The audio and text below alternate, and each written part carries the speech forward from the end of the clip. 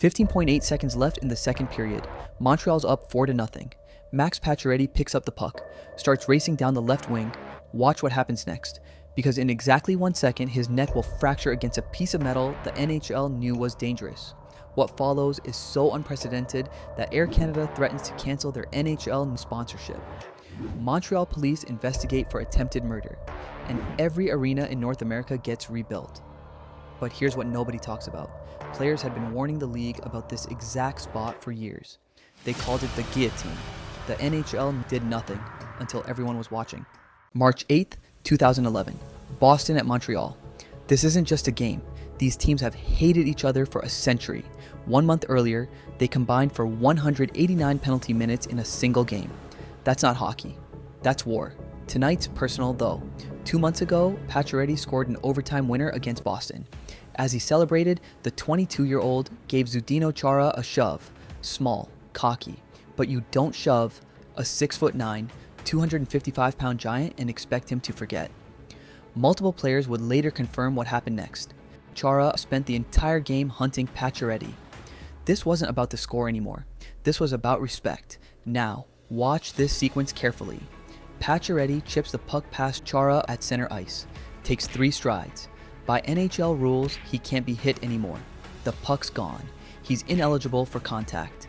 But Chara extends his left arm, makes contact with Pacioretty's upper body, starts driving him toward the boards. Except they're not heading toward normal boards. They're heading directly for the turnbuckle, a metal stanchion between the benches. Every player knows this spot. The boards everywhere else are designed to flex to absorb impact. The stanchion doesn't move at all. The University of Ottawa later calculated the impact. 36 kilometers per hour into solid metal. There's a photograph that captured the exact moment of impact. The padding on the stanchion, which is supposed to be rigid, is bending under the force of Pacioretty's head. The amount of force required to do that? The biomechanics are simple and horrifying. His head snaps sideways into extreme lateral extension. His brain rotates inside his skull. His C4 vertebra cracks. He drops, face down, motionless. 21,000 people go silent. Carey Price would later say something that should have changed everything. Chara had 3 or 4 strides to see what was going to happen. That's a lot of time. Think about that. 3 or 4 strides at NHL speed. That's about 2 seconds of decision making. 2 seconds where Chara could have let up, could have angled differently, could have done anything except drive a player headfirst into metal. The referees give Chara a 5-minute major for interference and a game misconduct. But here's the critical decision. They don't give him a match penalty for intent to injure. By not calling it, they're saying this was just interference gone wrong. An accident. That distinction will matter. Dr. David Mulder is on the ice now. Pacioretty still hasn't moved. They're stabilizing his neck with extreme care. One wrong movement could mean paralysis. As they wheel him off, there's one small relief. He's conscious. He can move his fingers and toes. He's not paralyzed. Montreal General Hospital. The diagnosis: severe concussion and a non-displaced fracture of the 4th cervical vertebra. Let me be absolutely clear about what that means. The C4 vertebra protects your spinal cord. When it fractures, you're millimeters from paralysis or death. This is the vertebra that controls your ability to breathe. From his hospital bed, Pacioretty watches the replay over and over, and he sees something that makes his blood run cold. I believe he was trying to guide my head into the turnbuckle. I heard Chara say he didn't mean to do it. I felt he did mean to do it. But while Pacioretty's lying there with a broken neck, the NHL is making a decision that will shock everyone. March 9th. The verdict comes down. Chara will face no supplemental discipline, no suspension, no fine, nothing. Mike Murphy's official statement. Listen to this carefully. After a thorough review of the video, I can find no basis to impose supplemental discipline. This was a hockey play that resulted in an injury because of the player colliding with the stanchion and then the ice surface. A hockey play. A fractured neck is just a hockey play. But here's the sentence that really matters. Murphy notes that Chara has no history of supplemental discipline over his 13-year career. Clean record. Therefore, no intent to injure. This is the NHL's fatal flaw. They're obsessed with proving intent. Did Chara mean to break Pacioretty's neck? Probably not. But does that matter? If you drove 100 miles per hour through a school zone and hit a kid, does it matter that you didn't intend to? You were reckless. Someone got hurt. There are consequences, but not in the NHL, not in 2011. Pacioretty's response from his hospital bed shows more maturity than the entire league office. I am upset and disgusted that the league didn't think enough of the hit to suspend him. I'm not mad for myself. I'm mad because if other players see a hit like that and think it's okay, then other players will get hurt like I got hurt. A 22-year-old with a broken neck, more concerned about future players than himself. The reaction is immediate and furious. Montreal fans flood the NHL offices with over 30,000 emails. The league's website crashes, but the most shocking response comes from an unexpected source. Air Canada, the official airline of the NHL, sponsor of all 6 Canadian teams, sends a letter to Gary Bettman that changes everything. From a corporate social responsibility standpoint, it is becoming increasingly difficult to associate our brand with sports events, which could lead to serious and irresponsible accidents. Unless the NHL takes immediate action with serious suspension to the players in question to curtail these life-threatening injuries, Air Canada will withdraw its sponsorship of hockey. Let that sink in. A major corporation is threatening to pull millions in sponsorship because the NHL won't punish a player who nearly killed someone. Bettman's response?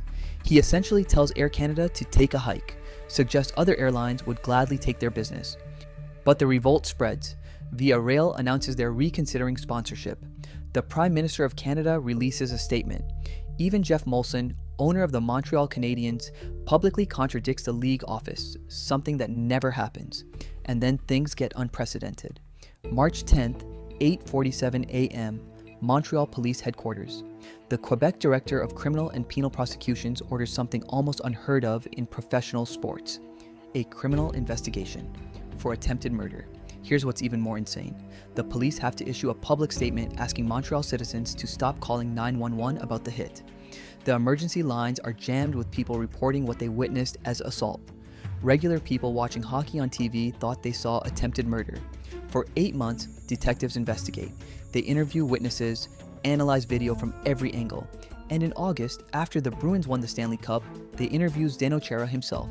Imagine that conversation. You just won hockey's ultimate prize. Now you're being questioned by police about whether you tried to kill someone on the ice. November 17th, no charges filed. They can't prove criminal intent beyond reasonable doubt, but the damage is done. For the first time, NHL players realized they could face criminal charges for on-ice actions. The league can't hide in its bubble anymore. Before the 2011-12 season, something remarkable happens. Every NHL arena, all 30 buildings, undergoes construction. Millions of dollars. One purpose: remove the turnbuckles. The league doesn't announce it. They don't admit fault. They just quietly rebuild every arena in North America. Think about what this means. They're literally admitting their rinks were death traps. The new curved glass is engineered to deflect players back toward the ice instead of stopping them cold. If the Pacioretty hit happened today, he'd likely get up skating. The NHL also creates the Department of Player Safety. Brendan Shanahan takes charge with a mandate to overhaul everything. The old system where decisions happen behind closed doors? Dead. Now every suspension comes with a video explanation. Frame by frame, publicly, Rule 48 on hits to the head gets expanded. The criteria shifts from purely intent-based to include recklessness and outcome. Everything fans demanded after Pacioretty. Just too late for him. But here's the remarkable part of this story. Pacioretty came back, missed the rest of 2011, spent months in rehabilitation, suffered post-concussion symptoms that made him question everything. But he returned, scored 33 goals the next season, 39 the season after, became Montreal's captain, played 850 more NHL games. Chara never suspended for the hit. Won the Stanley Cup 3 months later, played until he was 45, retired as a legend. A year after the hit, Chara called Pacioretty, and Pacioretty said something that shows the kind of person he is. The more I thought about it and the more I grew up, I realized that he truthfully was sorry. It honestly was a mistake, but the real legacy isn't about these two men. March 8th, 2011 exposed a terrifying truth. The NHL had been operating like it was still 1970, governing itself, ignoring warnings, treating catastrophic injuries as just part of the game.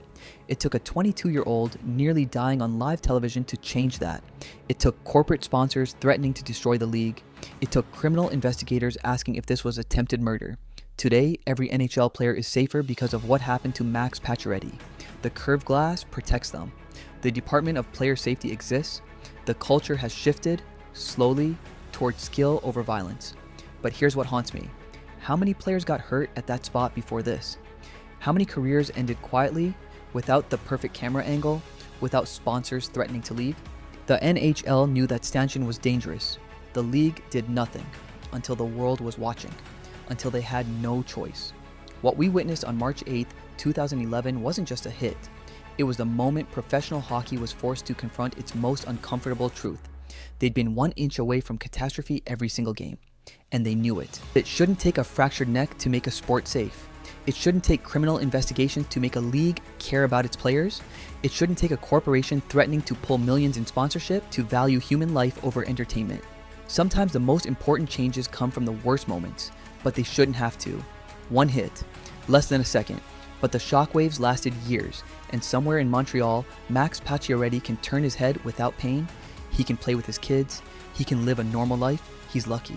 The next player might not be. That's the story of 15.8 seconds that changed hockey forever. Not because the NHL wanted to change, but because the world forced them to. If you found this story as shocking as I did, I'd appreciate if you subscribe for more untold stories from hockey history. And let me know in the comments, knowing everything you know now, do you think Chara should have been suspended? Let me know and have a great rest of your day.